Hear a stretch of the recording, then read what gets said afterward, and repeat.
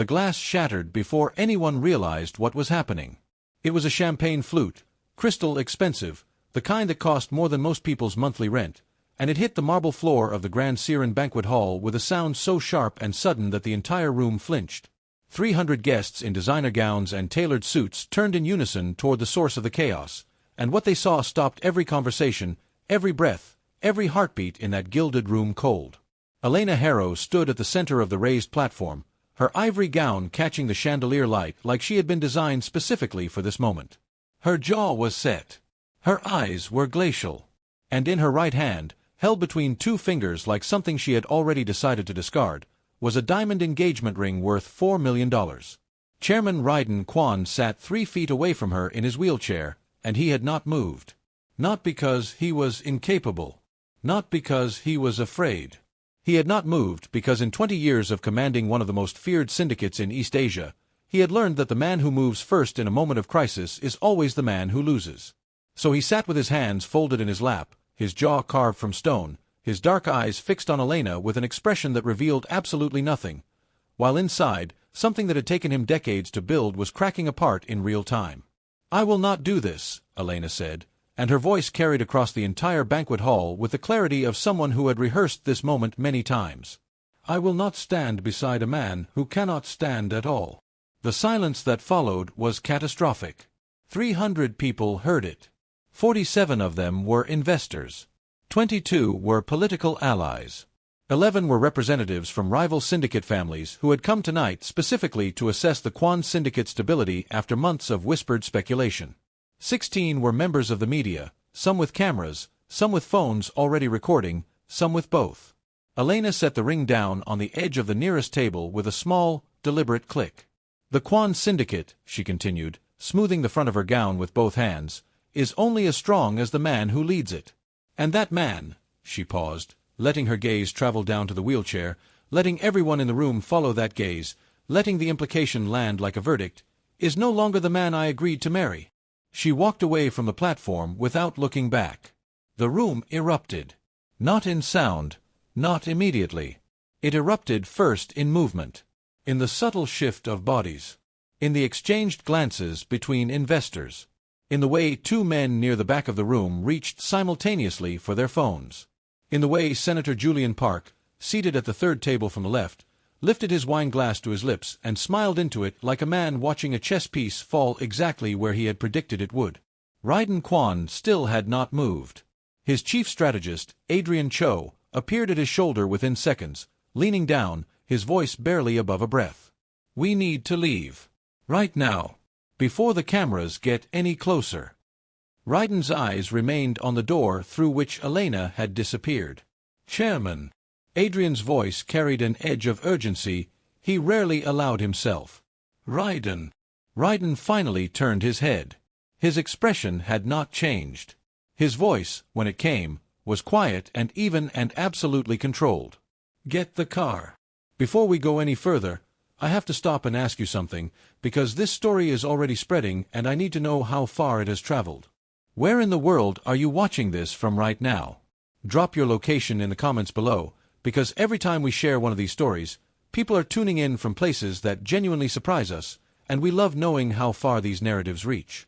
And if you are not subscribed yet, do that right now, because what happens next with Raiden and the woman who is about to change everything in his empire is not something you want to walk into halfway through. Let us get back to Seorin City, because the night is far from over. The ride back to the Kwon estate took 40 minutes, and Raiden did not speak for 39 of them. Adrian sat across from him in the back of the armored vehicle, his tablet open, already pulling numbers. The silence between them was not uncomfortable. It was the silence of 2 men who had navigated disasters together before and understood that some moments required stillness before strategy. But when Adrian finally looked up from his screen, the expression on his face told Raiden everything before a single word was spoken. "How bad?" Raiden asked. Adrian turned the tablet around. Stock confidence indicators. Syndicate partner communications. 3 missed calls from the Yoon family. 2 from the Beck family. 1 from a private number that Adrian had already traced back to Director Lim of the National Financial Oversight Committee. "Bad," Adrian said. "And getting worse by the minute." The footage is already circulating. Someone in that room was live streaming. Raiden turned to look out the window at the city moving past in streaks of light and shadow. Seorin City at night was beautiful in the way that powerful things are always beautiful. Overwhelming, indifferent, slightly dangerous. He had built his position in this city over 20 years of calculated decisions, strategic alliances, and an absolute refusal to show weakness. He had survived 3 assassination attempts, 2 government investigations, and 1 internal coup attempt from within his own council. He had done all of it from a position of physical strength, commanding presence, and the kind of authority that made people step aside before they even consciously decided to. Then 8 months ago, a car accident had taken the use of his legs, and the vultures had begun circling the moment the news broke. Elena had been patient. He had given her that. She had waited 6 months before the cracks in her composure began to show. Small things at first, the way she spoke about the wedding timeline with less certainty, the way she responded to questions about his recovery with phrases like, "We remain hopeful," rather than, "He is getting better." He had noticed. He always noticed.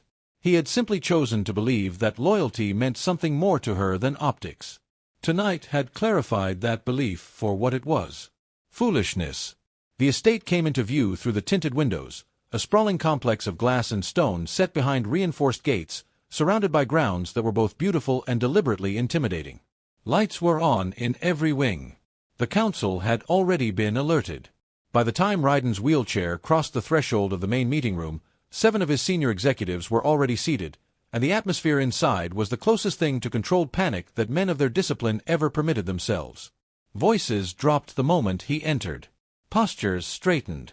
But their eyes carried something that Raiden recognized immediately and despised with every fiber of his being. "Doubt.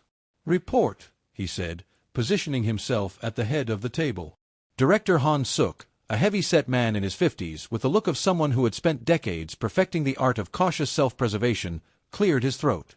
"The footage has been picked up by 4 major media outlets. Online engagement is," he paused, "significant. The narrative being pushed is that the rejection signals internal instability. Our partners in the Jeju development project have requested an emergency call tomorrow morning." "The Yoon family?" Raiden asked. "Considering their options," Adrian said from the doorway. "The Beck family?" "Already in discussion with the Choi syndicate." The room went quiet again. Raiden looked around the table at the faces of men who had served him for years, some for decades, and he read every one of them with the accuracy of someone who had built his empire on the ability to understand human nature at its most fundamental level. Some were loyal. Some were afraid. Some were already calculating. It was Adrian who broke the silence. He set a single photograph on the table, sliding it toward the center. "There is another option." Everyone looked at the photograph. It showed a woman in a dark green dress, standing near the back of the banquet hall with a tablet in her hands. She was not looking at the camera. She was looking at Raiden's position on the platform with an expression of focused attention. Not shock, not pity, not the barely concealed excitement of someone watching a scandal unfold. Just attention. Calm, clear, analytical attention. "Who is she?" Raiden asked. "Amara Okafor, Nigerian national. 31 years old. She was working tonight as a senior diplomatic interpreter, Yoruba, French, English, and functional Mandarin. Contracted by the Seorin International Council. She holds a master's degree in international relations from the University of Lagos and a second qualification in architectural consulting. Her visa status is currently under review because of a complication involving her father's residency application." Adrian tapped the photograph. "I watched her during the entire incident tonight. While every other non-essential guest in that room was reaching for their phone or leaning toward their neighbor to whisper, she was watching you. Not Elena. Not the ring. You." Raiden looked at the photograph for a long moment. "She was studying how you responded," Adrian continued. "Which means she understands that the response of the person being attacked matters more than the attack itself. That is not an instinct you teach someone. Either they have it or they don't." "What exactly are you proposing?" Director Han asked, his tone carrying the particular brand of skepticism that came from a man who considered himself the practical anchor of every meeting. "A marriage alliance," Adrian said. "Immediate. Public. Strategically framed. The table erupted. Not loudly. These were men who prided themselves on composure, but in the controlled, overlapping way that revealed genuine alarm. Words like reckless and transparent and desperate bounced around the polished surface between cups of cold coffee and untouched water glasses. Raiden raised one hand, and the room silenced. "Bring her in," he said. Formally. An offer, not a summons. "And Adrian," his eyes moved to his strategist, "make sure she understands she is free to decline." Adrian nodded once. "And if she does?" Raiden turned back to the window, where the lights of Seorin City glittered against the dark like a constellation of things he still intended to own. "Then we find another way. But I don't think she will." Amara Okafor was in the middle of packing her interpretation equipment into a hard-shell case when the man in the charcoal suit appeared in the doorway of the staging room she had been assigned at the back of the banquet hall. She had seen him earlier in the evening. She noticed people the way some people noticed weather, automatically and comprehensively, standing close to Chairman Kwon's position throughout the event. Strategist, she had catalogued him. Inner circle. Not security. Thinker. "Ms. Okafor," he said. "My name is Adrian Cho. I work for Chairman Raiden Kwon. I was wondering if I might have 20 minutes of your time." Amara looked at him steadily. She was good at reading the space between what people said and what they meant, which was part of what made her exceptional at her work. What this man meant was that 20 minutes was a formality, that whatever he had to say was worth significantly more than that, and he already knew it. 20 minutes, she said. "I have a transit to catch at 11. He smiled slightly. "I'll be brief." He was not brief. But to his credit, he was precise. He laid it out for her with the kind of clinical clarity she respected, the situation, the need, the offer, the terms. 1 year. A contract.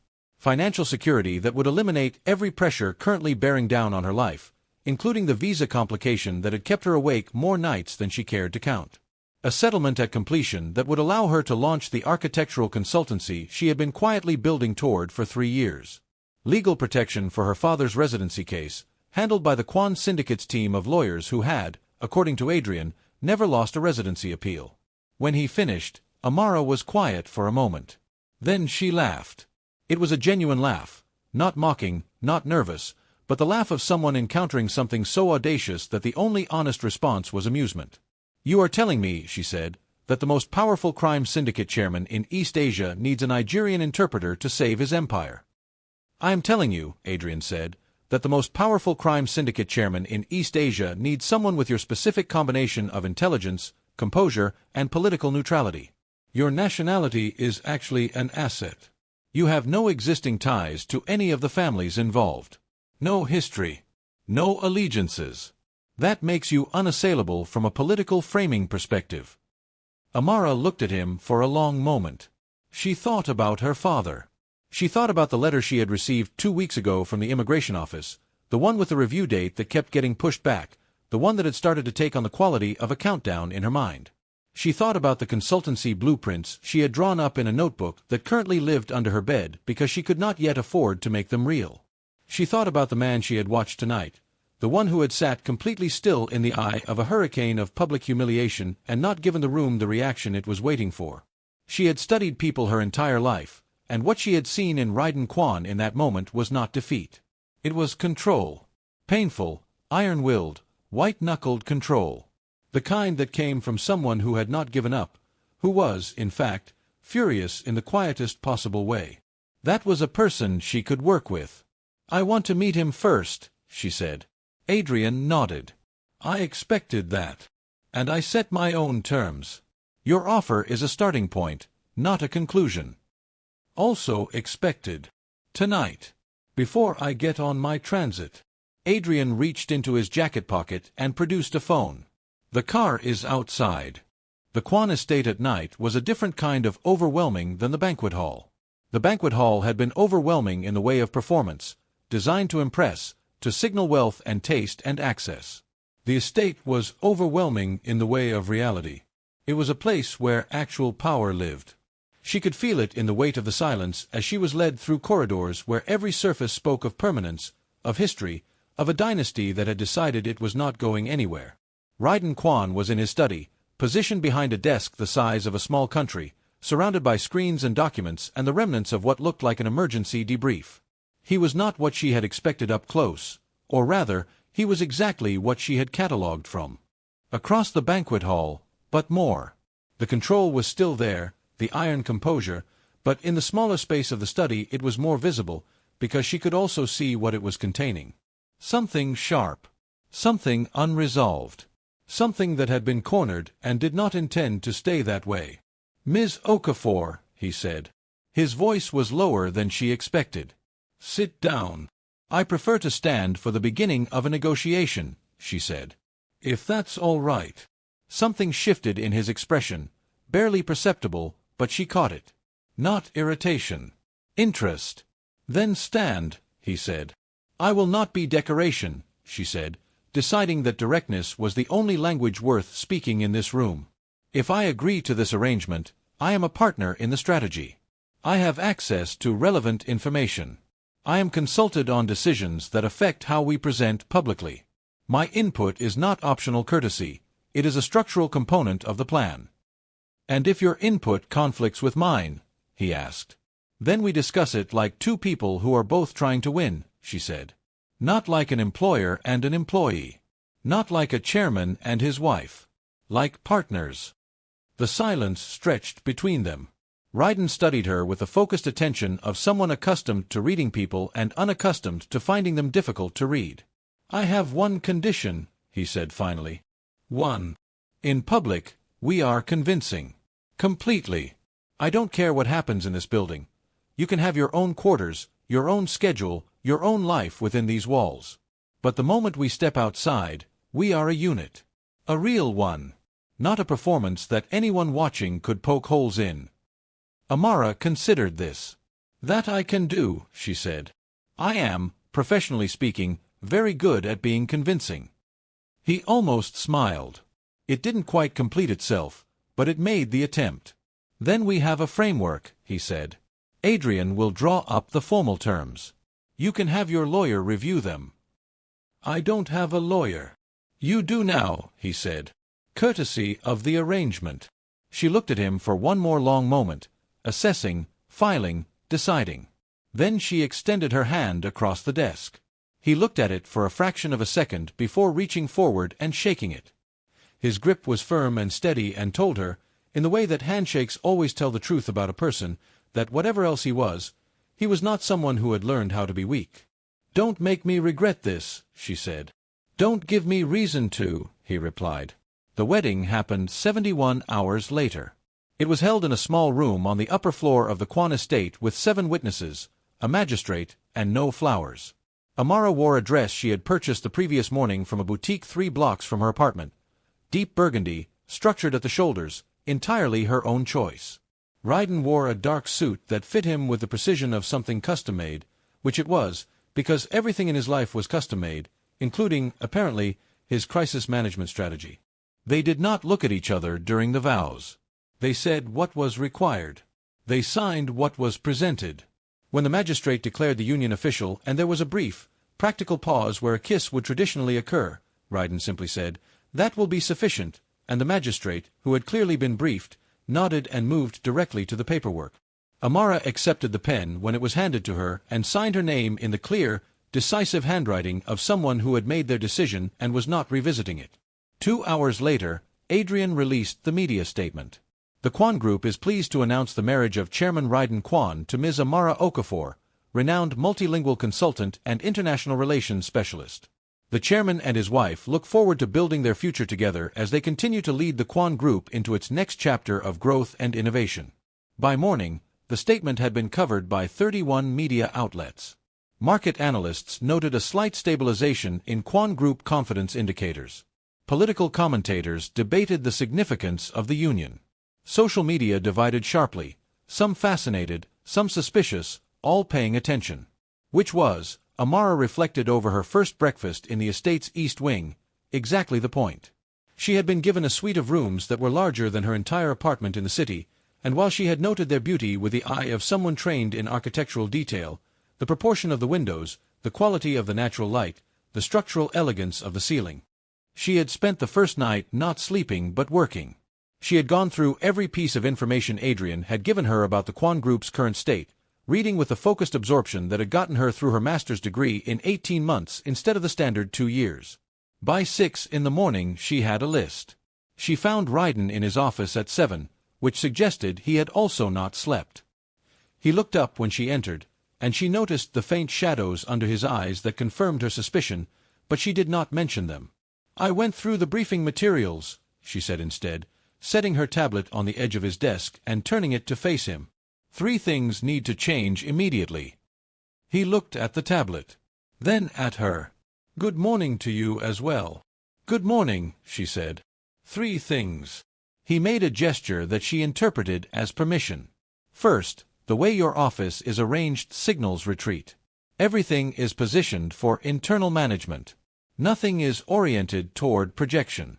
When people come into this room for meetings, the first thing they see is a man behind a desk. That's static.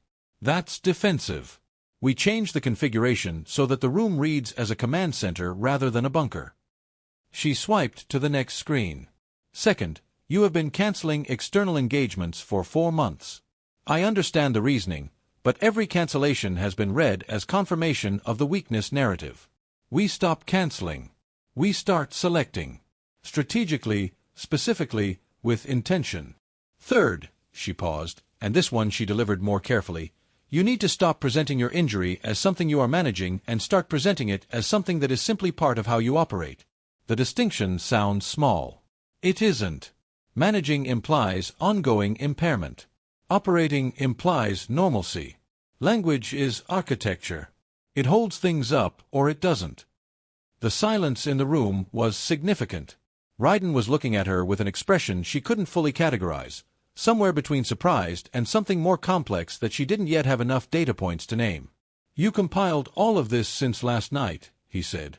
"I work best between midnight and 6, she said. "The quiet helps." Another moment of silence. Then, "The office reconfiguration. You have something specific in mind." "I sketched it out," she said, pulling up the next screen, where she had mapped a new room layout with the clean precision of someone who had spent years thinking spatially. The desk stays, but rotated 15 degrees. The seating area moves here, closer to the window, which means anyone sitting with you is positioned in good light, which psychologically puts them at ease and makes them more willing to be open. Your position at the desk then commands the full sight line of the room without appearing to do so. Power without aggression. He studied the sketch for a long time. "Do it," he said. She nodded. "I'll need 2 hours and someone who can move furniture without complaining about it. I'll send Marcus." "Thank you." She picked up her tablet. "Also, you have a posture pattern when you're in meetings that reads as disengagement. You angle slightly left and down. I know it's probably compensation for physical comfort, but to the people across the table it looks like withdrawal. We can work on that." He looked at her with an expression that had moved definitively into the category of something she would later describe to herself as being studied in return. "Is there anything about me you haven't analyzed?" "I've been here for less than 20 hours, she said. "Give me a week." What she had not anticipated, because she was excellent at analysis but less practiced at prediction when it came to her own responses, was how quickly she would find herself genuinely invested. She had told herself before she arrived that this was a transaction. A sophisticated one, with real stakes and real consequences, but a transaction nonetheless. She would do the work, do it well, because she was incapable of doing anything halfway, and at the end of the year she would take what she had earned and build what she had always been building toward. But the estate was not what she had expected. And Raiden Kwon was not what she had expected. The estate was, underneath its architecture of power and control, a place that had clearly once been full of something warmer and was now running on the momentum of its own formidability. She noticed the details, the photographs that had been turned to face walls in certain corridors, the room on the 3rd floor that was always locked, the way the domestic staff moved around Raiden with careful precision, not from fear exactly, but from the habitual caution of people who cared about someone they were uncertain how to reach. Raiden himself confounded her in ways she was still cataloging at the end of the first week. He was difficult. He pushed back on everything she suggested, Not from stubbornness, but from the kind of rigorous interrogation that revealed someone who had never accepted any idea at face value. He asked better questions than most people she had met. He read people with an accuracy that occasionally startled her. And there was, beneath the controlled surface of him, something that she recognized without being able to immediately name, a quality that she eventually identified, on the fourth day, as grief. Not for Elena. She was certain of that almost immediately. He was grieving a version of himself that the accident had taken. Not the physical mobility, or not only that, but the absolute, unquestioned authority of presence that he had built his entire identity around. The kind of authority that walked into rooms and changed their atmosphere. He was still doing that, she could observe it, but he couldn't feel it from the inside anymore, and the gap between what he was projecting and what he believed about himself was widening in ways that would eventually become visible to everyone if it wasn't addressed. She addressed it on the fifth day, after a council meeting she had attended as an observer and watched him reduce by 3 degrees from his natural operating temperature. "You were smaller in there than you needed to be," she told him that evening.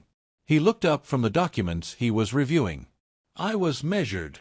You were diminished. There's a difference." She sat down across from him without waiting to be invited, which had stopped bothering him after the second day. Measured would be choosing your words precisely and letting the weight of them do the work. What you did was pre-absorb the room's potential criticism before it arrived. You made yourself smaller so there was less to target. That's a defensive posture, and the people in that room can feel it even if they can't articulate it. He set down his pen. "And your prescription?" "Stop protecting yourself inside the building," she said. "Save that energy for outside, where the actual threats are. In here, with your own counsel, you should be the largest thing in the room. Not loudest. Largest." The silence between them settled into something that felt different from the silences of the first few days. Less formal. More honest. "It's harder than it used to be," he said. It was the first time he had said anything that direct, and she understood instinctively that it was not a complaint. It was a fact being stated to someone he had decided, tentatively, to trust with it. "I know," she said. "I've watched you work for 5 days, and I know you know how to do this." The knowledge didn't leave when the accident happened. The confidence in the knowledge did. "Those are different problems." He was quiet for a long time. The light in the study had shifted to early evening gold, and it caught the angles of his face and made him look, just briefly, less like a chairman and more like a person. "You don't treat me like what happened to me matters," he said. "Most people treat me like I'm made of something that might break." "You're not going to break," she said flatly. "You're furious. Furious people don't break. They detonate. My job is to help you detonate in the right direction." He looked at her for a long moment. And then, fully, actually, without the aborted quality of his previous almost smiles, he smiled. It transformed his face in a way she noted clinically and then immediately stopped trying to be clinical about. "Amara," he said, "I owe you an apology."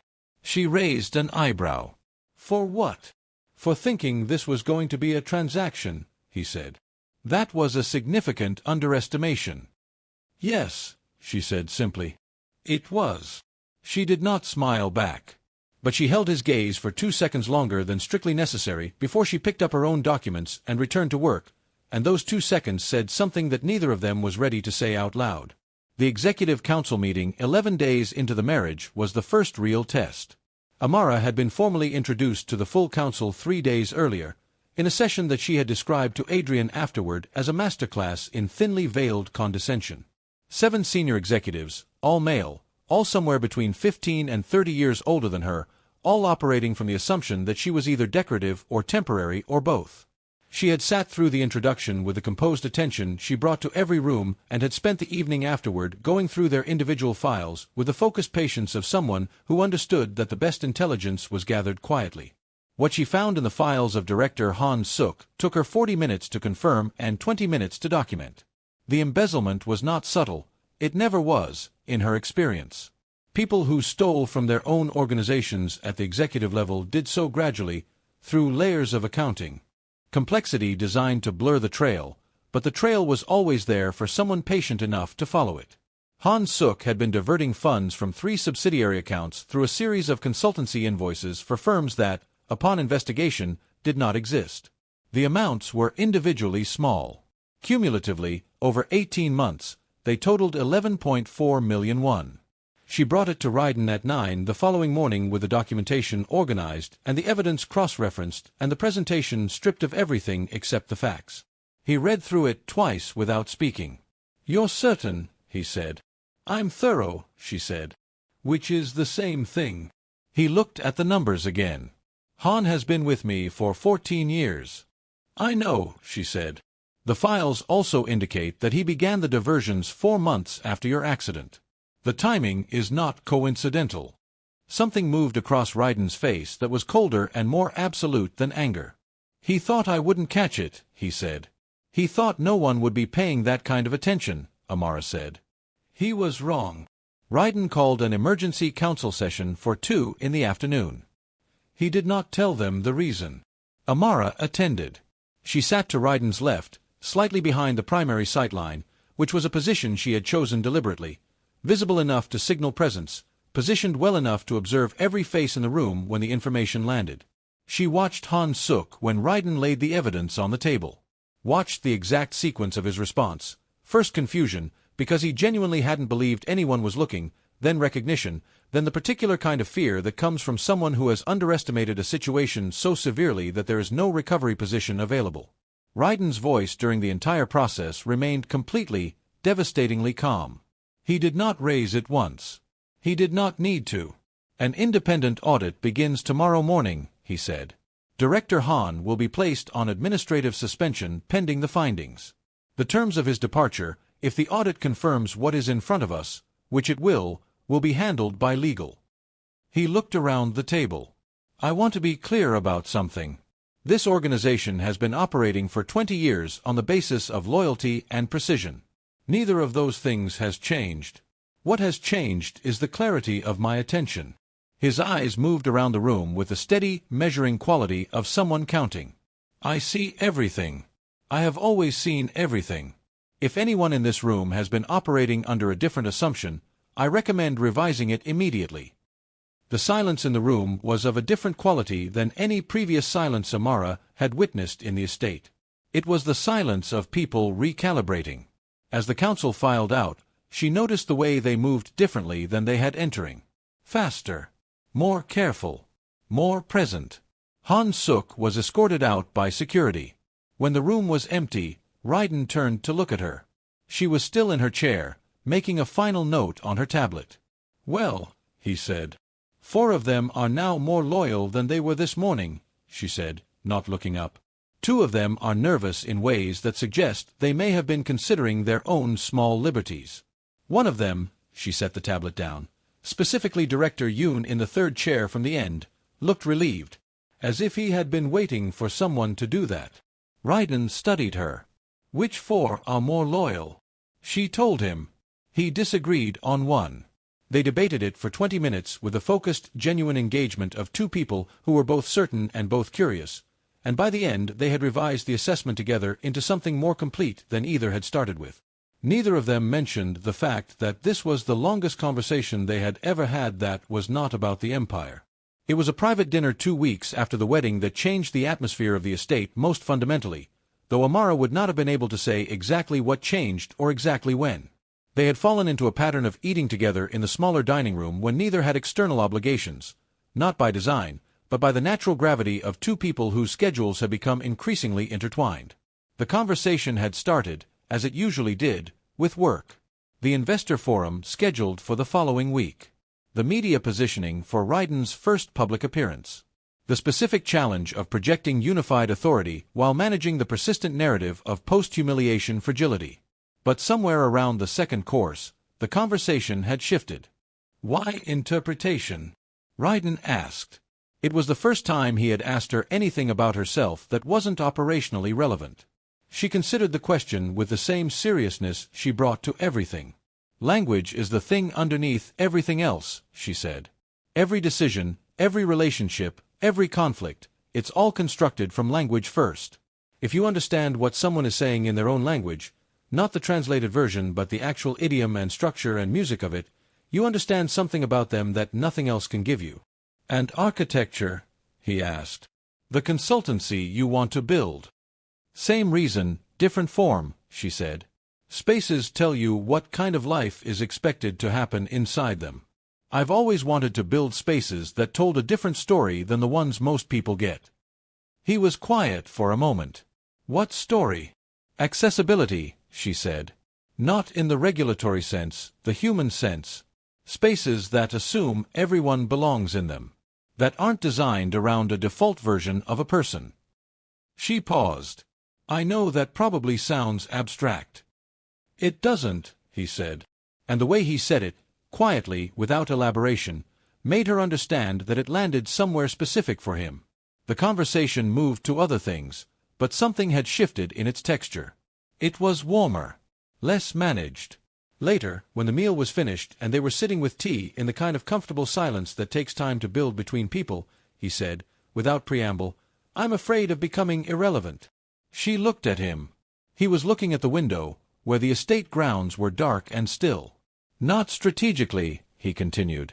I understand the strategic problem and I know how to solve it. I mean, he stopped.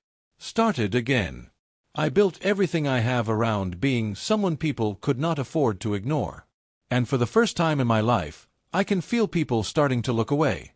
And I don't know, another pause longer this time, I don't know who I am if that stops. Amara was quiet for a moment.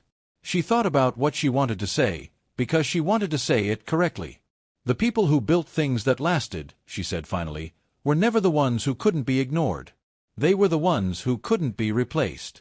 That's different. Being impossible to ignore is about volume. Being impossible to replace is about value. You've spent 20 years being impossible to ignore. That's the version of yourself that Elena saw and decided wasn't enough anymore. But what I've seen in the last 2 weeks, she met his eyes across the table, is someone who, when the volume gets turned down, still has more in him than most people have with everything turned up. He held her gaze for a long time. I don't do anything halfway, she said. Not this either. So when I tell you that you are not irrelevant, I am not managing you. I am telling you what I observe. The silence that followed was the kind that holds weight. You said you refused to be ornamental, he said. I do. You're not, he said.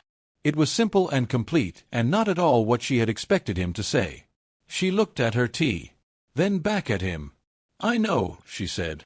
Neither are you. The investor forum arrived on a Thursday morning in late autumn, and it was the first genuine public test of what Raiden and Amara had built together. The forum was held at the Seorin Business Consortium headquarters, 40 floors of glass and steel in the center of the financial district, populated that morning with the kind of people who shaped economies through the quiet movements of enormous capital. Raiden had attended this forum every year for 15 consecutive years. His absence last year, the first after the accident, had generated its own set of narratives, none of them flattering. This year he arrived with Amara to his left and Adrian 3 steps behind, and the room registered their entrance the way rooms always register the arrival of something they weren't certain they were going to see. They had prepared for this with the precision of an operation. Not scripted, Amara had been clear that scripted interactions read as defensive, and defensive interactions confirmed exactly the narrative they were working against. Instead they had talked through every possible scenario, every potential challenge, every moment of vulnerability, until they both understood the shape of what they were walking into well enough to respond to it in real time without losing the thread. The challenge came 40 minutes in, from a man named Chairman Wu of the Wu Financial Group, a compact, polished figure in his 60s who had the particular confidence of someone who had spent decades cultivating the ability to wound with precision. Chairman Kwon, he said, in a tone that was almost collegial. It's good to see you back at the table. We've all been concerned about the transitions at the Kwon Group over these past months. A great deal of uncertainty. The room's attention sharpened. Uncertainty, Raiden repeated, his voice entirely neutral. The leadership situation, Wu said, and let the pause do the implications work for him. It was at that moment that Amara spoke. She had not been introduced as anything more than Raiden's wife. She had not asked for the floor. She simply spoke into the brief pause with the calm authority of someone who had been interpreting rooms for a decade and understood exactly how much a single, well-placed sentence could change a space's entire atmosphere. Chairman Wu, she said pleasantly, I find it interesting that you frame adaptability as uncertainty. The most durable structures in architecture, bridges, towers, foundations built to last centuries, are the ones designed to flex under pressure rather than resist it. Rigidity is what creates fracture. Strength that can adapt is the only kind of strength that survives. She let the warmth in her voice carry a note of genuine intellectual interest. I'd imagine your own organization's longevity reflects a similar philosophy. The room was silent for a moment. Then a woman to the left, Chairman CEO of CO Capital, who had been watching the exchange with the calibrated attention of someone assessing value, made a small sound that was not quite a laugh but contained the warmth of one.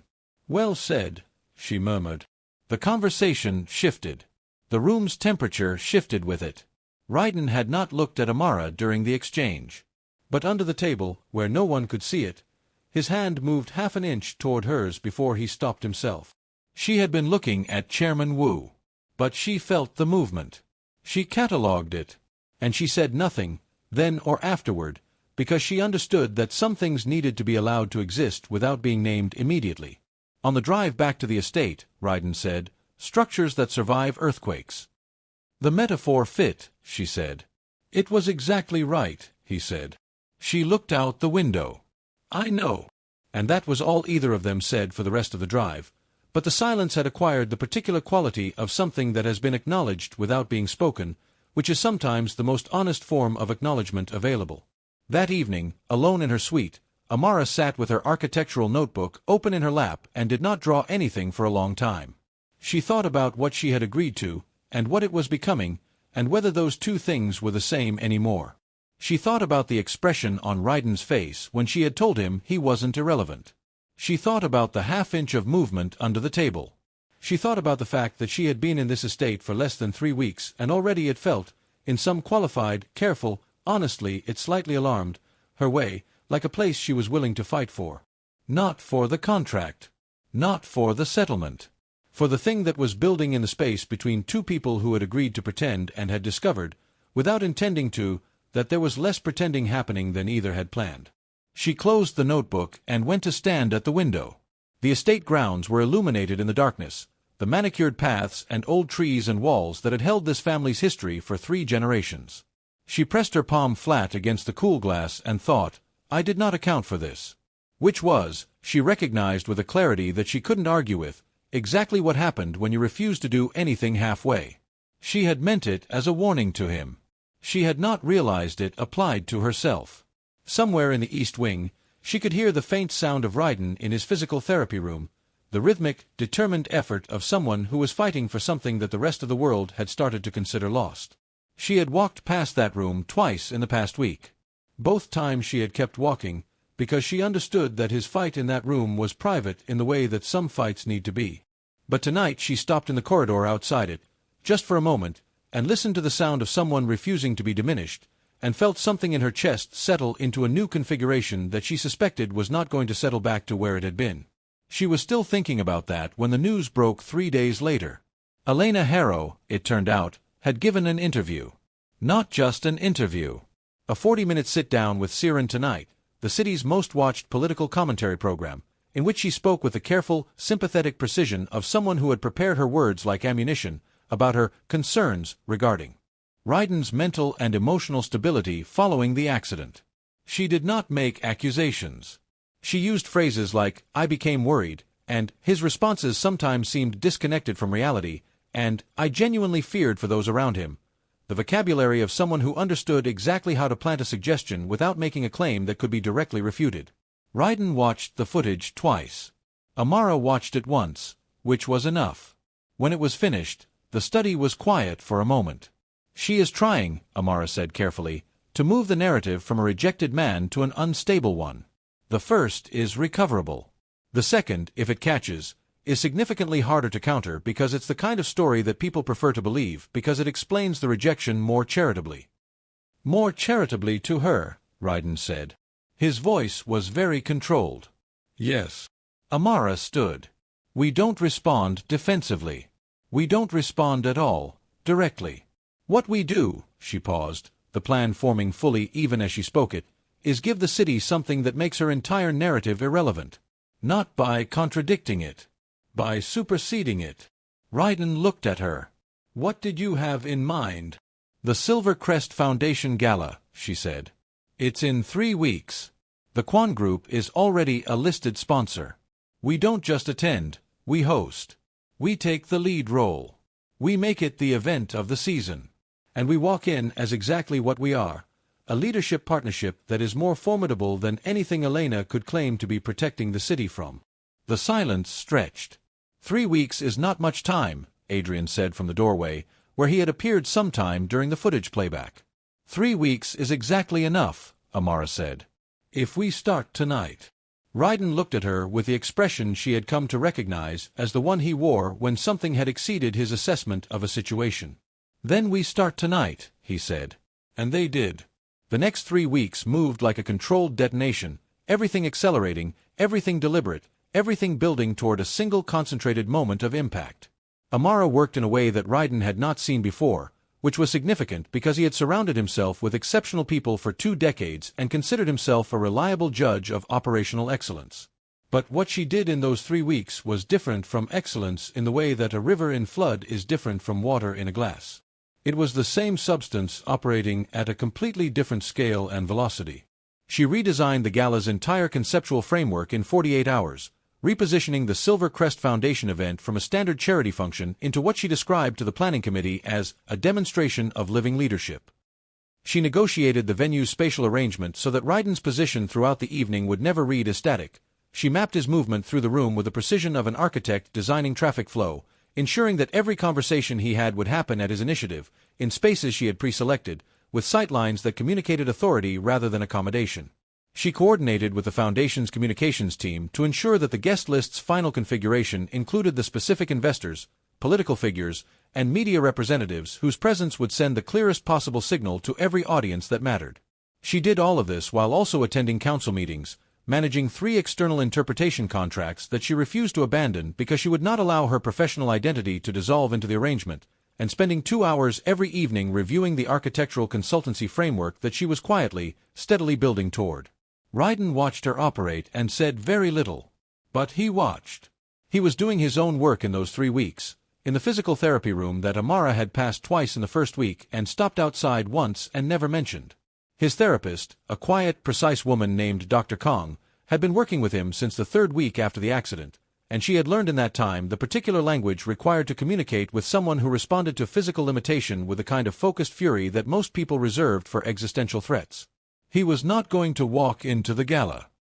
He had made his peace with that, or rather, he had not made his peace with it, because making peace suggested an acceptance that he was still not capable of, but he had reached a functional arrangement with the reality of it. What he was working toward was something different and in some ways more difficult, the ability to occupy his wheelchair with the complete, undefended authority of someone who had decided that the chair was not a diminishment but simply a fact, the way the ground is a fact, the way gravity is a fact, the way 20 years of building an empire is a fact. Dr. Kong told him on the 14th day of preparation that his posture had changed. Changed how? He asked. You've stopped compensating, she said. For the first 6 months you were always adjusting, trying to create the impression of height, of physical dominance, through the upper body. It made you look tense. Now you're just, she paused, searching for the word, present. He thought about Amara telling him to stop managing himself in rooms where he was already safe. I had some advice, he said. Dr. Kong smiled. Good advice, she said. He did not tell Amara what Dr. Kong had said. But that evening at dinner, when she looked up from her tablet and found him looking at her with an expression that was quieter and more open than his usual operating register, she held the look for a moment before returning to her screen, and the small curve at the corner of her mouth was something she did not attempt to suppress. It was on the 20th day, 4 days before the gala, that Amara walked past the physical therapy room and did not keep walking. She stood in the doorway for a moment. Raiden was in the middle of a session, working with parallel bars, his therapist standing 3 feet away with the focused, ready attention of someone prepared to intervene without intruding. The work he was doing was not dramatic. It was not cinematic. It was the grinding, repetitive, unglamorous labor of a body arguing with its own limitations, and his face during it was completely unguarded in the way that faces become when a person believes they are not being observed. She saw the frustration. She saw the effort. She saw, underneath both of those things, the absolute refusal, not defiant, not performed, just absolutely, quietly, non-negotiably present, to stop. She did not say anything. She did not need to. She simply stood in the doorway long enough for him to become aware of her presence, and when he looked up and found her there, she held his gaze for a long moment with an expression that said everything she had not yet said in words, that she had seen him, the real version, the unmanaged version, and that what she saw had not diminished him in her assessment by a single measurable degree. Then she turned and went back to her work. He did not mention it at dinner. She did not mention it either. But something had been exchanged in that doorway that both of them carried differently afterward, like a weight that had been redistributed between two people rather than doubled. The night of the Silver Crest Foundation Gala arrived on a Friday in late November, cold and clear, the kind of night that makes Seorin City look like it was designed by someone who understood that power and beauty are most effective when combined. Amara descended the estate's main staircase at 7:45 in a gown that she had chosen herself, as she chose everything, deliberately and entirely without consultation. It was deep gold, structured at the shoulders in a way that echoed the architectural sensibility she brought to every space she occupied, and it carried with it the quality of something that was not trying to impress anyone and was therefore, inevitably, impressive. She had pinned her hair up in a style that her mother had taught her when she was 16, and that she had worn ever since on the occasions that required her to walk into a room and immediately own it. Raiden was waiting at the base of the staircase. He was dressed in a dark suit of a specific shade of charcoal that she had noted, the previous week, complemented his coloring precisely, and she had mentioned this casually during a conversation about the event's visual logistics, and he had said nothing at the time, and tonight the suit was charcoal. She noted this. She did not comment on it. "Ready," she said. He looked at her for a moment with an expression that she was beginning to be able to read with some accuracy, and that currently read as something in the vicinity of quietly overwhelmed. "Yes," he said. "Then let's go take back your city," she said, and extended her hand. He took it, and they went. The gala was everything she had designed it to be, and several things she hadn't anticipated. The room was extraordinary. The Seorin Grand Cultural Center's main hall at full capacity, 400 guests distributed across a space that had been arranged to facilitate the specific patterns of movement and congregation that Amara had mapped 3 weeks earlier. The lighting was warm but precise. The Foundation's cause, accessibility infrastructure in underserved communities, had been elevated from background context to central theme, which had been Amara's most significant reframing of the event, and it resonated through every element of the evening's design. They entered together, and the room registered it the way she had known it would. A shift in attention, a recalibration, the particular quality of 400 people collectively updating an assumption. Raiden moved through the room with a presence that she had watched him rebuild over the past 3 weeks, and that was now, fully deployed in a context designed to support it, something that stopped conversations and turned heads and reminded people in a very direct, unambiguous way why he had commanded this city for 20 years. He spoke to investors with the measured authority of someone who had considered what he was going to say and had decided it was worth saying. He engaged political figures with the careful, informed precision of someone who understood the landscape and his position in it. He was not performing. He was operating, at full capacity, in an environment that she had engineered to allow exactly that. She moved differently, through a wider orbit, pulling different threads. Her languages deployed naturally and without announcement. French with a delegation from the Seorin Line Partnership, Mandarin with the representatives of 2 Pacific Rim investment groups, Yoruba exchanged in a brief, warm greeting with a Nigerian ambassador's aide that created a moment of visible delight and drew 3 curious observers into the conversation. She introduced people to each other with the instinct of someone who understood networking as an architecture problem, knowing which connections would be generative, which would be stabilizing, which would create the ripple effects that served the larger design. They crossed paths twice in the first hour, briefly, each time in the natural flow of the room's movement. The second time, Raiden caught her eye across a cluster of guests, and the look they exchanged lasted less than 2 seconds and communicated more than most conversations managed in 20 minutes.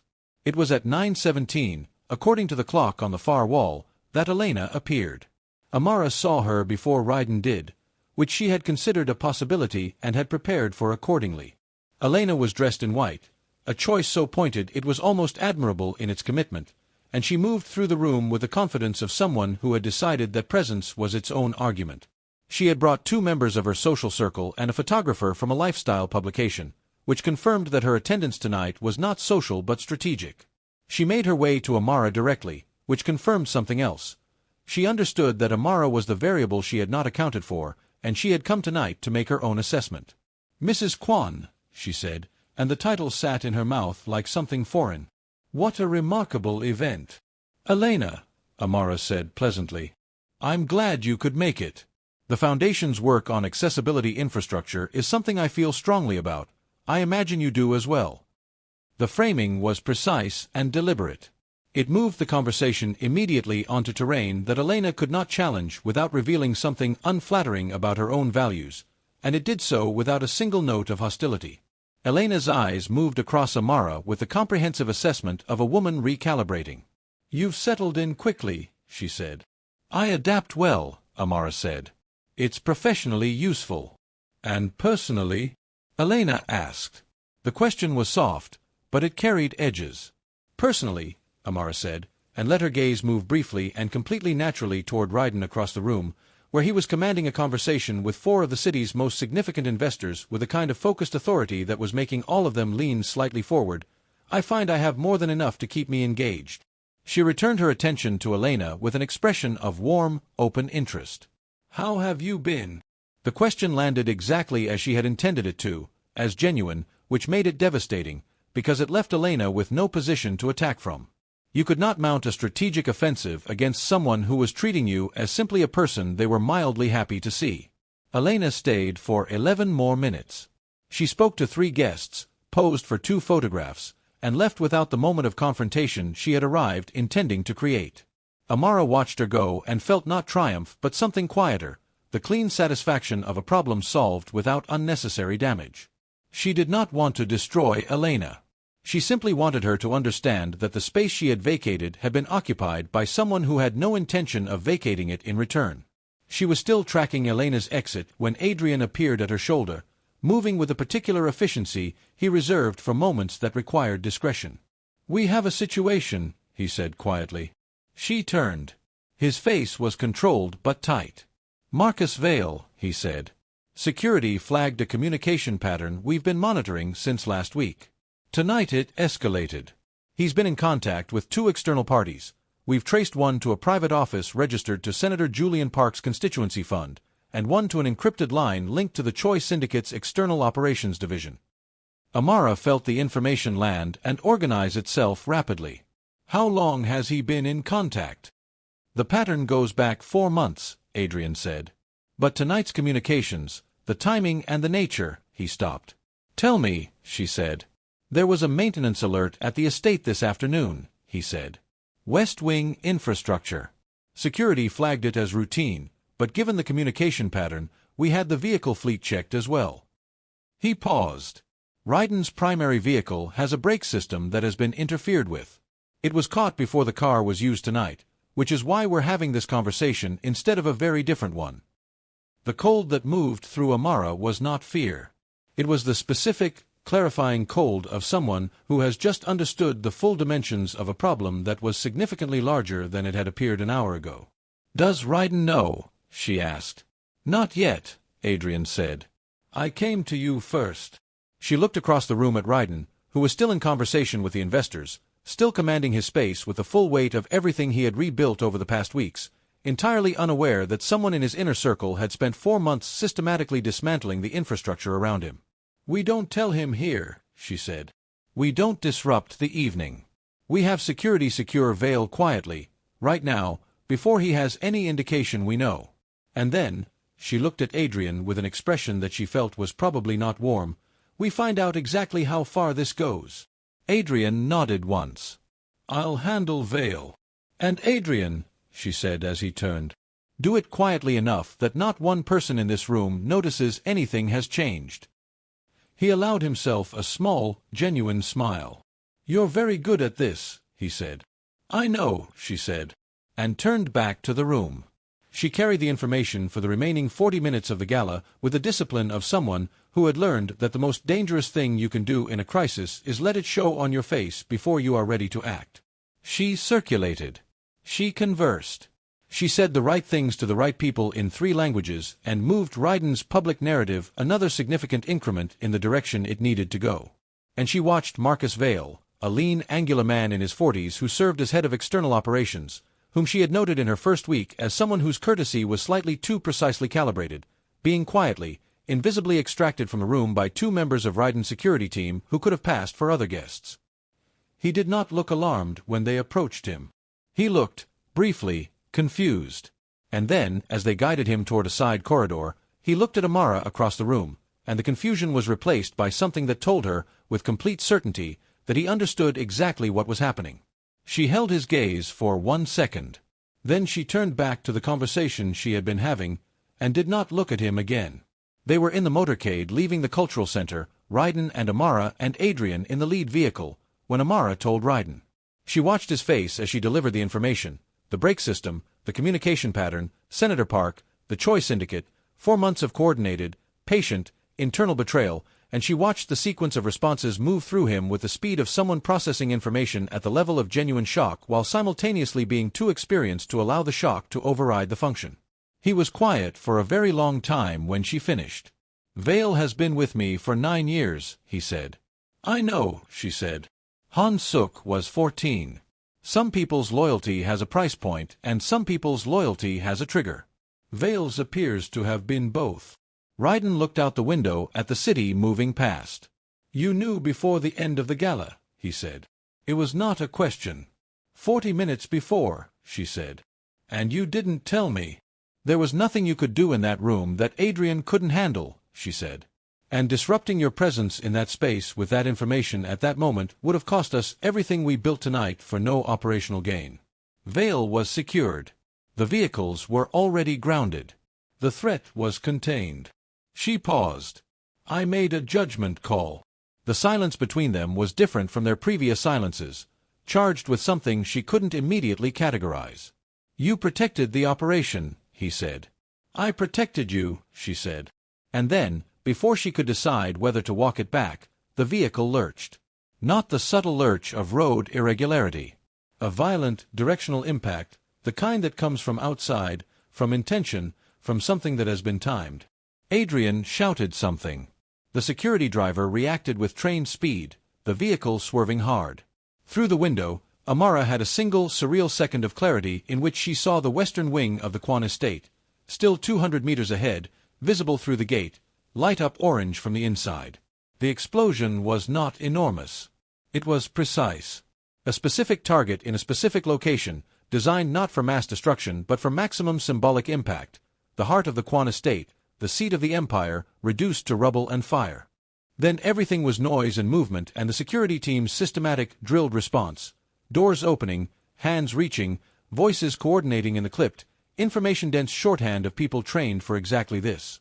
"Ms. Kwon, we need to move you to the secondary vehicle." "Where is my husband?" Amara said. Her voice was completely level. "Chairman Kwon is being secured." "I said, where is he?" "He's in the vehicle behind us. We need to." "Then I'm going to the vehicle behind you," she said, "and then we can all move together." The security officer's professional composure flickered for a brief second in the face of her absolute, calm, non-negotiable certainty. "Ms. Okafor." "Amara." Raiden's voice came from behind her. She turned. He had been brought up alongside, Adrian at his shoulder, his expression carrying the particular quality of someone who had just had a very serious conversation with his own mortality and had emerged from it unshaken. His eyes found hers immediately and held them. "I'm here," he said. "I know," she said.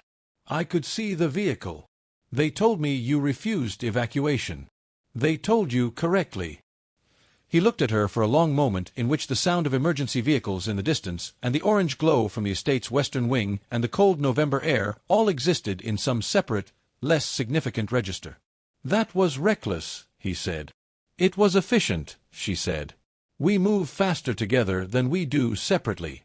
You know that by now." Something moved across his face that was more than he usually allowed in visible form. He reached out and took her hand, not the way they held hands in public, the practiced unity of their performance, but differently. Firmly, with the quality of someone anchoring themselves to something they have decided is essential. "Adrian," he said, without looking away from her. "Get me Vale." Marcus Vale was brought to the estate's secure conference room, the undamaged eastern wing, within the hour. He arrived with the particular posture of someone who had calculated their options and concluded that calculation was no longer useful, which was, Amara reflected, at least an honest response to an honest situation. Raiden did not raise his voice during the interrogation. He did not need to. He simply asked questions with the quiet, complete authority of someone who already knew the answers and was offering the person across from him the option of confirming them voluntarily or having them confirmed through less comfortable means. Vale confirmed them voluntarily. The architecture of the conspiracy, as it revealed itself over the following 2 hours, was more intricate and more devastating than even Adrian had estimated. Senator Julian Park had been its architect, a man who had built a 20-year political career on the appearance of alliance with the Kwon syndicate while quietly cultivating alternative arrangements designed to position himself for a power transition the moment the Kwon Empire showed sufficient vulnerability.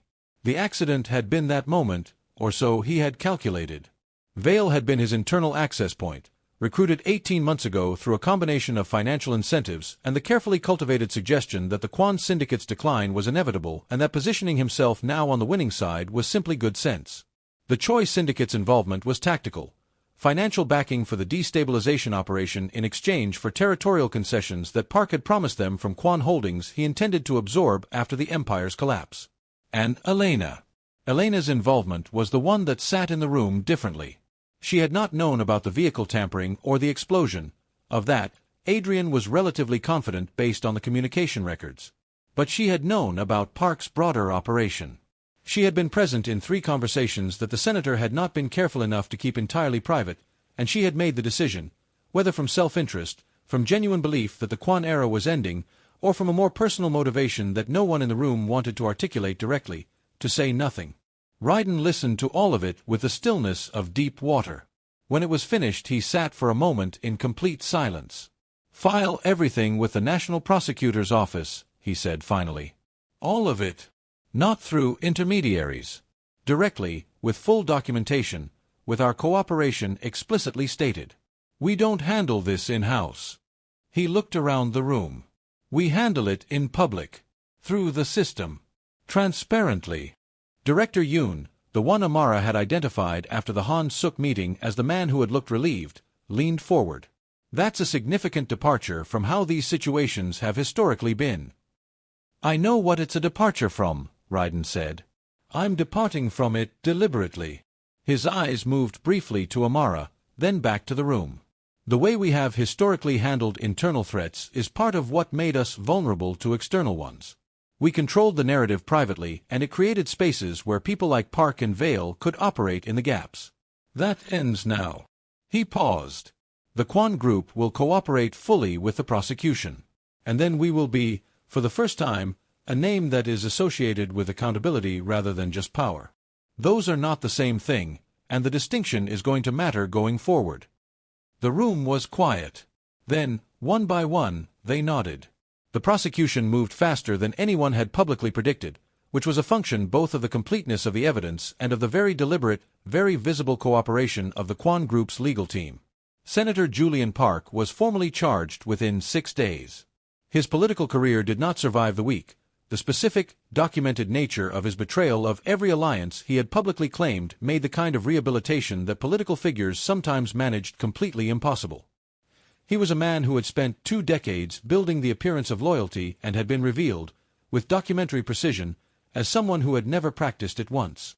The Choi syndicate, faced with the exposure of their involvement, entered a rapid and unglamorous retreat, pulling back from the contested territories, withdrawing from the political engagements that had been predicated on Park's promised concessions, and becoming very quiet in a way that powerful organizations become quiet when they have miscalculated and know it.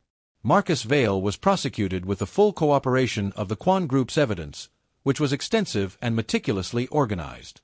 His sentencing, when it came, was the cleanest possible conclusion to the chapter he represented. Elena Harrow's involvement, being one of knowing omission rather than active participation, did not result in charges. But it resulted in something that was, in the social and political landscape of Seorin City, arguably more consequential: the complete and irrevocable loss of the credibility she had spent years constructing. The specific nature of what she had known, and when she had known it became public through the trial record, and the narrative that had been built around her as a woman of discernment and standards collapsed under the weight of its own contradiction. She left Seorin City 4 months after the trial, relocating to somewhere that the papers described vaguely as abroad, and the city moved on with the efficiency of a place that has never had time for people who stop being interesting. The Kwon Group's stock indicators, which had been watched by every analyst with a Seorin City portfolio through the entirety of the preceding months, stabilized, and then, in the week after the prosecutions were concluded, began to rise. Not dramatically, not with the flashy volatility of a bubble, but with the steady, confident increment of something that the market had decided was, in fact, going to last. Partners who had withdrawn returned. New ones appeared. The Jeju development project was relaunched with an expanded scope. Director Yoon was promoted to fill Han Suk's former role and proved, as Amara had assessed he would, to be everything his predecessor had failed to be. And through all of it, the Kwon estate rebuilt. Not just the western wing, though the reconstruction was extraordinary. Amara had involvement in the architectural specifications, and the rebuilt section was designed with the accessibility principles she had always believed in, integrated into the structure in a way that was invisible in the best possible sense, simply part of how the space worked rather than an accommodation added to it. But the estate rebuilt in the other sense as well, the sense that matters more, in its atmosphere, in its feeling, in the quality of the life that moved through its corridors. It became, gradually and then suddenly, as these things always happen, a home. The moment that Amara understood this with complete clarity was a Tuesday morning in early March, unremarkable in every external respect. Gray sky, administrative meetings on the schedule, a shipment of materials for the consultancy she had officially registered 2 months earlier waiting at the gate. She was in the kitchen at 7 in the morning, which she had claimed as her quiet hour, standing at the counter with tea and her architectural notebook, working through a problem in the plans for her first independent commission, an accessibility-focused community center in the city's southern district. Raiden appeared in the doorway at 7:15, which was unusual. He was normally in his office by 6. She looked up. He was holding something. She looked at it, a small box, dark blue, the kind whose purpose was immediately apparent. "You are working," he said. "I'm always working," she said. "You know that." "I do." He came further into the room. He set the box on the counter between them, not opening it, just placing it there, with the deliberate care of someone who understood that the gesture and the object were two different things and both mattered. "I had a speech prepared," he said. "I've been writing it for 3 weeks. Adrian helped me with 2 drafts. I threw both of them out." She set down her pen. She looked at the box. Then at him. "What was wrong with them?" "Too strategic," he said. "Everything I write ends up being a strategy. And this isn't a strategy." He was quiet for a moment. His voice, when it continued, had the quality of something that had been stripped to its essentials, not rehearsed, not managed, just exactly and honestly what it was. "You walked into my life as a transaction and became the thing I make every other decision in reference to. I don't know how to frame that strategically because it isn't strategic. It's just true." Amara looked at him for a long time. The kitchen was quiet. Outside the window, the estate grounds were beginning to catch the first gray light of morning, and the old trees stood in it with the patient permanence of things that have survived enough seasons to know that mornings always come. "The contract ends in 9 weeks, she said. "I know," he said. "You've been counting." "Since the 3rd week," he said. She felt something shift in the architecture of her chest, the same way a building settles when its foundation finally fully engages with the ground beneath it. She had been counting too. She had been counting and telling herself she was monitoring the timeline and that these were the same thing, and she had known for at least 6 weeks that they were not. She reached out and opened the box. The ring inside was not the $4 million spectacle of Elena's returned diamond.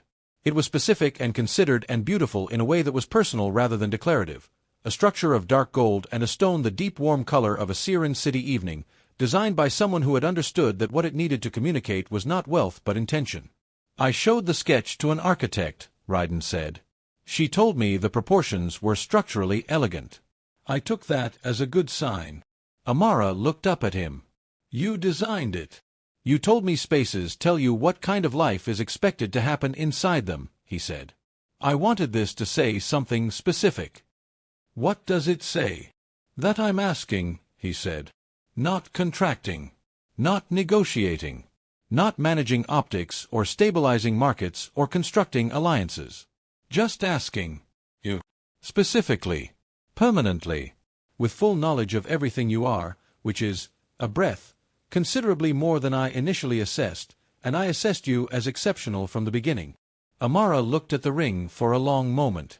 She thought about the woman who had laughed in a staging room at the audacity of a crime syndicate chairman needing her specifically. She thought about the handshake across a desk in a study at 1 in the morning. She thought about the doorway outside the physical therapy room. She thought about a hand moving half an inch toward hers under a table, and a gala where she had carried catastrophic intelligence in one hand and an empire's future in the other and never let either one drop. She thought about the fact that she had, at some point that she could not precisely identify, stopped thinking about the end of the contract and started thinking about what came after it. "You threw out 2 speeches," she said.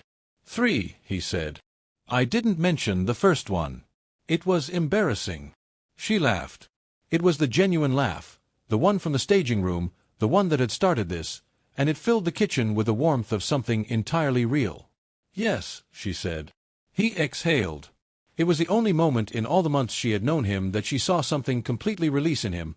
Not weakness, not relief exactly, but the particular loosening of someone who has been holding something very carefully for a very long time and has finally been given a safe place to set it down. She took the ring from the box and held it out to him, because she had spent enough time watching the world expect him to need help to know the difference between offering it and imposing it, and this was an offering. He took it and put it on her finger, and it fit, because he had been paying attention from the beginning, and paying attention had always been the thing they had most fundamentally in common. 6 weeks later, the reception was everything that the wedding had not been. It was held in the estate's grand courtyard, which the reconstruction had opened to the sky in a way the original architecture had never managed, and it was filled with 400 people who had been selected with the same combination of strategy and genuine warmth that now characterized everything the Kwon group did publicly. There were lanterns in the colors of both Nigerian and Korean tradition strung between the old trees, and the food moved between the 2 cultures with the ease of a meal designed by someone who understood that synthesis was not compromise but expansion. There was a drummers' ensemble from Lagos that a friend of Amara's father had arranged, and they played alongside a traditional Korean ensemble, and the sound they made together was something that no one in attendance had heard before and that everyone agreed was extraordinary. Amara's father was there, his residency fully resolved, his demeanor carrying the quiet dignity of a man who had weathered uncertainty and arrived at a good place and knew the value of both. He embraced Raiden with the formal warmth of someone extending trust provisionally and meaning it, which was exactly the right amount, and Raiden met him with the respectful gravity of someone who understood he was being evaluated and accepted the evaluation as appropriate. Raiden stood for his speech. Not without support. He had the edge of the table at his right hand, but he stood, and the room understood what that cost and what it meant, not because anyone spoke of it, but because 400 people who had been watching this man rebuild understood that they were witnessing something that had been fought for. His voice, when it came, was quiet enough that the room leaned in. "I was asked, a few months ago, to define strength," he said. "I had an answer ready. I always had answers ready. It was one of my primary skills, having answers before the questions finished forming." A brief pause. "The answer I had was wrong. Strength is not dominance. Strength is not the absence of damage. Strength is the decision to remain present inside whatever you are, broken, rebuilt, somewhere in between, and to refuse to pretend otherwise." His eyes moved to Amara, where she stood 3 feet away in a dress that managed to synthesize 2 traditions into something entirely her own. "I married a woman who had been trying to tell me that from the first conversation we ever had. I recommend, if someone is telling you something important, listening faster than I did." The room laughed. Then applauded. Then, in the way that real moments move through real rooms, settled into a warmth that everyone present would remember. Amara did not make a speech. She had told him 3 days earlier that she would leave the speech to him, because some moments belonged to one person, and she had learned in the months of their partnership to recognize which were which. Instead she raised her glass when his speech was finished and said simply, in Yoruba, the phrase her mother had used to mark every significant threshold of her life, a phrase that did not translate into English or Korean with complete precision but that carried, in its structure and its sound, the meaning of, "We have arrived at the place we were always walking toward, and the walking made us ready for it." Her father heard it and pressed his hand to his heart. Raiden heard it and looked at her with the expression she had come to understand was his most honest face, the one beneath all the control and strategy and authority, the one that was simply a person who had decided, against significant odds and his own considerable resistance, to trust something. Later, after the guests had moved to the reception rooms and the courtyard had quieted to the handful of people who always remain at the end of good evenings to stand in the warmth of what has just happened, Raiden and Amara stood on the estate's main balcony. The city stretched below them, Seorin City in March, cold and glittering and indifferent and magnificent, the way it always was, the way it had been on the night of the banquet when everything had shattered, the way it would be tomorrow and the day after. "The Community Center Project," Raiden said. "Your first commission. The timeline. Ground breaks in 6 weeks," she said. "The main structural phase is 14 months. It'll be the first fully integrated accessibility design of its scale in the Southern District." She paused. "I've been thinking about expanding the consultancy scope. There's a housing development proposal in the Jeju project that has an accessibility component that's been handled as an afterthought. I'd like to redesign it as a core feature." "Send me the proposal," he said. "I was going to," she said. "I wasn't asking permission." "I know," he said. "I want to read it because it'll be interesting, not because I need to approve it. The distinction matters to me." She looked at him sideways. "You've been paying attention." "From the beginning," he said. "I just got better at showing it." The city hummed below them. Somewhere in the Jeju project, a development was being planned. Somewhere in the Southern District, a community center was about to break ground. Somewhere in the Kwon Group's newly restructured executive council, Director Yoon was staying late over documents that would shape the organization's next chapter. And somewhere, in the infrastructure of a city that had watched an empire nearly fall and then, more interestingly, watched it decide not to, there were threads still moving. Things still unresolved. The Choi Syndicate had gone quiet, but quiet was not the same as still. The political landscape that Senator Park's downfall had reorganized was still settling into its new configuration, and the spaces left by falling power were always, eventually, filled by something. Raiden's hand found hers on the balcony railing, and she let it, and they stood together looking at a city that was not finished with them. "There's something Adrian flagged this afternoon," he said. His voice was neutral in the specific way it became neutral when the information it was carrying was not. "Something that came up in the post-trial financial audit. A secondary account structure that doesn't trace back to Vale or Park." Amara turned to look at him. "It traces forward," he said, "to something we haven't identified yet." The city lights glittered below them, beautiful and bottomless, full of the kind of secrets that Seorin City had always excelled at keeping. She looked at it for a long moment. "Send me the files tonight," she said. "Already in your system," he said. She nodded slowly. They stood in the cold and the light, and the empire breathed around them, and whatever was coming gathered itself in the dark corners of a city that had underestimated both of them once and would not find it any easier the second time. The story was not finished. It had never been the kind of story that finished cleanly, and they were not the kind of people who needed it to. They stood on the balcony and looked at everything they had built and everything that was still coming, and neither of them was afraid. That, in the end, was the whole of it. That was enough. And it was only the beginning. "Before you go, I need to take a moment, because if you made it all the way to the end of the story, that means something. It means you felt something, and that is never accidental. If this story moved you, if Amara's strength, or Raiden's quiet fight, or the thing that grew between them in the space where a transaction used to be, if any of it landed somewhere real for you, then do one thing for me: subscribe, and leave a comment telling me which moment hit you the hardest. I read every single one, and I mean that in the most genuine way possible. Also tell me what city you are watching from, because these stories travel further than I ever expect, and every time I find out where you are, it reminds me why this is worth doing. Until the next story, stay rooted, stay resilient, and take care of the people who would refuse to evacuate without you."